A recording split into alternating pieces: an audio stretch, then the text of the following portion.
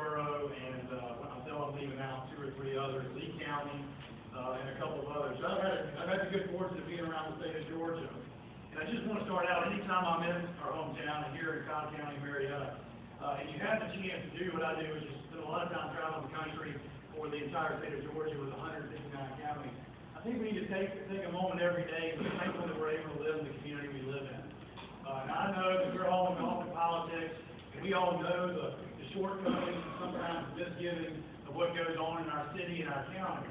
But at the end of the day, let me tell you, and I grew up in other parts of the state, we are very fortunate to have the problems we have in Marietta, Georgia, and Cobb County. And I can tell you there are 158 other counties, and there are 2,990 plus other cities who would love to have the problems that we have. And we're sitting here in a great community, a great city. And a lot of that's due in part to many of the elected officials that are here today, and all of you who have worked with them and worked with all of us over the course of the last 20 or 30 years to build a great community. So as you go to bed at night or you wake up in the morning, I know that we've got issues and there are things we need to tackle and deal with. But at the same point in time, let's never forget how great it is to live in the most fiscally responsible, greatest community here in the state of Georgia. We're the county and we're the city and we're the location that most other communities are trying to emulate. We can always improve, but at the end of the day, let's be grateful that we live here, and I appreciate it.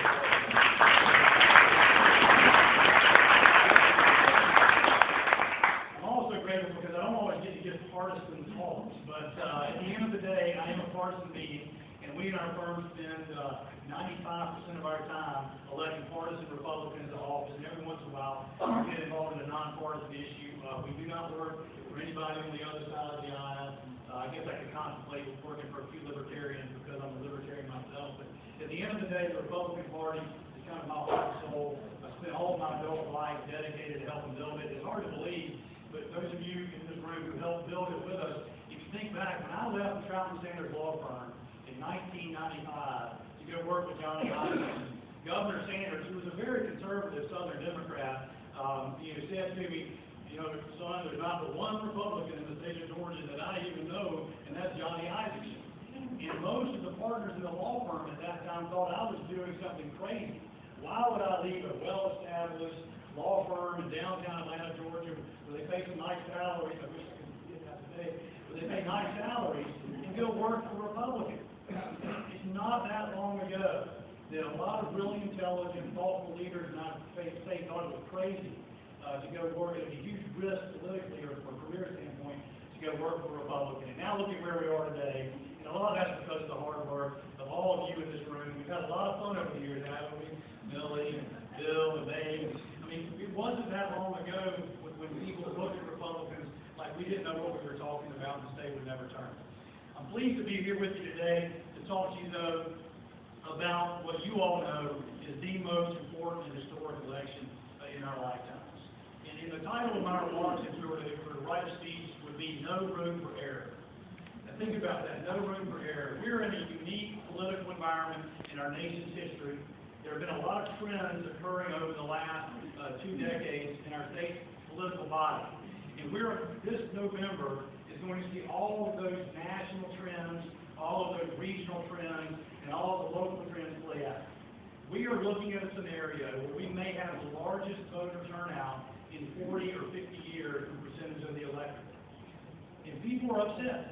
But people are upset across the spectrum. On the far left, they're upset. In the center left, they're upset. Center right is upset. And the far right is upset. It doesn't matter where you build the political spectrum. If you showed up here today and you're angry about someone or something in politics, you are not alone. Nobody who's coming to vote in November is coming because they're happy and they think things are going well in the country. And that's just the reality of where we are. You look at historic numbers, and we look at the national trend on right track and wrong track. And there are about 20% of U.S. citizens, remember we're talking about 310 million Americans now. There's about 20% of the U.S. who actually thinks that we are somewhat on the right track. But that means 80% are choosing wrong track in those numbers. Now, what does that mean? Who are those 20%? You say, who are they? Well, usually it's something local. There are regions in this country that actually are doing quite well economically. You've got places like North Dakota with an unemployment of 2.5% or 3%, and And folks, you can't blame them, right? At the end of the day, they have some kind of natural or geographic, geopolitical, economic advantage where they're not doing that. The other place that people are pretty happy is Washington, D.C., right? If you've been there lately, they're opening up Saks Fifth Avenue in downtown Washington, D.C. It's a boom town, right, for all the wrong reasons. So there are 20% of the country who say they're on the right track. Usually that's for local reasons. When we get into an environment like that, when everybody's angry, then what we have to do is recognize that at the end of the day, the three things that I think matter more to you, to me, to our children and our grandchildren, which are the control of the U.S. House of Representatives, control of the United States Senate, and, as equally important, control of the White House in the executive branch in our modern form of government. There is no room for error this year. There is no individual. There is no constituency. There is no neighborhood. There is no group of people who don't matter in some way, shape, or form. Now, I know that I'm speaking to people who are very excited. And if you listen to Fox News all day, if you listen to Rush and Sean and everybody else, you can come away with the impression that there's plenty of room for error in the U.S. House of Representatives. But let me tell you, that's absolutely not the case. Of our freshman class, there are 30 or 40 of them who won seats that historically, over the last 2 decades, have always voted Democratic. And so if we were to take those seats for granted, then we would create a margin of error, and we could lose those seats. Now, my prediction today, and I'm going to get to the big issue of the presidential campaign, my prediction today is that we will retain control of the House of Representatives, but it cannot become an afterthought. Here in Georgia, it's absolutely necessary that we retain the leadership that we have from our members of Congress, and that we pick up there are at least 2 pickup seats and a third potential one out there. So we got 1 new congressional seat in North Georgia. If we lose that, we're committing malpractice, and we'll always do something. We got enough lawyers in the room, right? We'll pick that one up. But John Barrow's seat is not a given for us. Down in that central part of Georgia region along the eastern part of our state. So if we in Cobb County, when we're done taking care of Phil Gingrich and Tom Price and our Republicans up here, you've got an extra $1. Whoever our nominee is down there is going to need our help. But we can't count that in the yes box, as we potentially lose some seats in the Midwest and the Northeast that we won in 2010. No room, no margin for error, no margin for error. So we need to do our part and not forget about the House of Representatives, which is what the mainstream media and folks in New York and Washington are going to have a tendency to do. So don't forget our 2 congressmen, and don't forget about our opportunities in the House. Our prediction today is, though, as long as we don't commit malpractice, we'll maintain a healthy margin in the U.S. House of Representatives. Because I know most of those members, and they are not taking their races for granted, but we can't do that either. Now, the U.S. Senate is a different ballgame. As you know, and we see, right, there are a lot of good things that the House and the Republican caucus and the Senate are trying to do.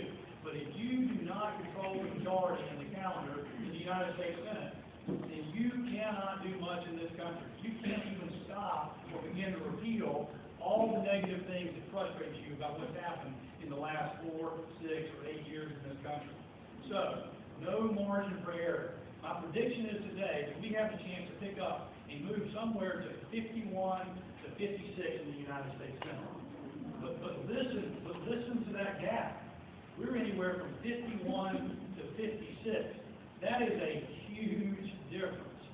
And if we don't take care of our business in these U.S. Senate races, there is a geographic scenario where we end up 50-50 again. And while we would end up being in a great position to be in 50-50, at the end of the day, you're not going to be able to repeal and reform the bad things that happen no matter who the president is. But if we can control the majority of the United States Senate across the country, then no matter who the president of the United States is, we can begin to use budget reconciliation and all of our other procedural moves. Now remember, as conservatives, we are big supporters of the founders of the country, right? We believe in the Constitution contained on the Declaration of Independence and the preamble of the Constitution. The founders were genius in the way they created the United States Senate. I know you get frustrated with the lack of progress here, but as conservatives, you want the United States Senate to be slow and deliberative and difficult to deal with at the end of the day, because it is the entity that's supposed to slow down the transient impressions of the masses in the U.S. House of Representatives. However, we've reached a point in our country where so many bad things have happened from our perspective, philosophically, from a hurry, but at the end of the day, we do not need to, as conservatives, throw out the founder's genius of what the United States Senate is supposed to be to the country. And so we've got to get the majority there in order to accomplish that. And so we've got key races around the country. My prediction is we'll be good there if we don't commit malpractice, if we don't do some things that tear each other apart, if we can heal ourselves after divisive primaries in some of these key states. We would have won 4 or 5 other U.S. Senate seats in 2010, but for the fact that we, as a collection of conservatives, libertarians, Republicans, whatever, had a really difficult time in a few key states last time of coming together after divisive primaries. And there was enough blame to go around. I know some of you sit here and say, well, that's those squishy moderates, that they did that. And some of you are in your seats saying, well, that's those crazy folks on the far right libertarians who wouldn't do it. I'm here to tell you, in every state, everybody was to blame. Because we have to win the majority. We're not going to throw out the Constitution. In order to win these seats, we have to win with 50% plus 1 of the vote. And in order to do that, we've got to have people vote for us. And so if there's ever an election where we as a group of Republicans came together and we got our libertarian and conservatives and other folks who don't like to identify themselves together and talked about winning in states where it is difficult to win as a Republican, this is the year. Because if we don't do it now, the ability to repeal and reform the bad stuff 2-4 years from now becomes almost impossible from a public policy standpoint. We all know what happens. But we have this golden opportunity in the United States Senate. Now when we talk about no margin for error, I want to talk about the presidential campaign. And yes, I'm biased. My partner, Ccrwc, is the lead strategist for Governor Romney in Boston, and my other partner, Russ Reaver, spent half his time up there. But at the end of the day, now that the primary process is winding its way down, I know a lot of you supported our opponents. They're all good friends of mine. Newt Gingrich,